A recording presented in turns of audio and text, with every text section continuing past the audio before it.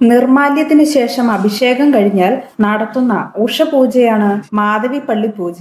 ഇത് നൂറ്റാണ്ടുകളായി മുടക്കം കൂടാതെ നടത്തിവരുന്നു. ഈ പൂജയുടെ ആഗമനത്തിനെപ്പറ്റി ഒരു ഐതിഹ്യമുണ്ട്. കോഴിക്കോട്ടെ മാധവി തമ്പുരാട്ടിക്ക് തലയിൽ ഒരു വ്രണമുണ്ടായിരുന്നു. സഹിക്കാൻ വയ്യാത്ത വേദനയും ചൊറിച്ചിലും ആ വ്രണത്തിനുണ്ടായിരുന്നു. വളരെയധികം ചികിത്സകൾ നടത്തിയിട്ടും രോഗത്തിന് ശമനമുണ്ടായില്ല എന്നു മാത്രമല്ല, ഓരോ ദിവസവും ചെല്ലുന്തോറും കൂടിക്കൊണ്ടേയിരുന്നു. അന്നു രാത്രിയിൽ മാധവി തമ്പുരാട്ടിക്ക് വേദന വളരെ കൂടുതലായി. അസഹ്യമായ വേദനയ്ക്കിടയിൽ "എന്റെ ഏറ്റുമാനൂരപ്പ, ഈ രോഗത്തിൽ നിന്നും രക്ഷിക്കണേ, എല്ലാ ദിവസവും മുടങ്ങാതെ ഭഗവാൻ ഒരു പൂജ നടത്തിക്കൊള്ളാം" എന്ന് ഉള്ളിൽ തട്ടി പ്രാർത്ഥിച്ചു. അല്പസമയത്തിനുള്ളിൽ അവർ അർദ്ധനിദ്രയിലായി. ഈ മയക്കത്തിൽ ഒരു സ്വപ്നം കണ്ടു. വലതു കൈയിൽ വാളും ഇടതു കൈയിൽ ഒരു ഭസ്മപാത്രവുമായി ഒരാൾ തന്റെ സമീപത്തെത്തി.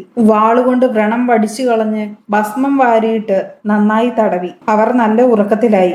നന്നേ പുലർന്നതിന് ശേഷമാണ് അവരുണർന്നത്. എന്തെന്നില്ലാത്ത ഒരു സുഖവും അവർക്ക് തോന്നി. തലയിൽ അവർ മെല്ലെ തലോടി. എന്തോ ഒരു അത്ഭുതം! തലയിലെ വ്രണത്തിന് വാട്ടം സംഭവിച്ചിരിക്കുന്നു. അപ്പോഴാണ് തന്റെ പ്രാർത്ഥനയെപ്പറ്റിയും താൻ കണ്ടത് സ്വപ്നമല്ല യാഥാർത്ഥ്യമാണെന്നും തന്റെ വ്രണം ഭേദമാക്കിയത് സാക്ഷാൽ ഏറ്റുമാനൂരപ്പനാണെന്നും അവർ പരിപൂർണമായി വിശ്വസിച്ചു. 6 ബലം ശർക്കര, 6 നാളികേരം, 2 തുടം നെയ്യ്, 2 നാഴി അരി ഇവ കൊണ്ടുള്ള ഇടിച്ചു പിഴിഞ്ഞ പായസം, 1 പറയരിയുടെ വെള്ള നിവേദ്യം, വിളക്കിന് നാഴിയെണ്ണ എന്ന വിധത്തിലുള്ള ഉഷപൂജയാണ് അവരുടെ വഴിപാടായി നടത്തുന്നതിന് ഏർപ്പാട് ചെയ്തത്. ഉഷപൂജ എന്ന പേര് മാറ്റി മാധവി തമ്പുരാട്ടിയുടെ ഓർമ്മയ്ക്കായി മാധവിപ്പള്ളി പൂജ എന്നാക്കി.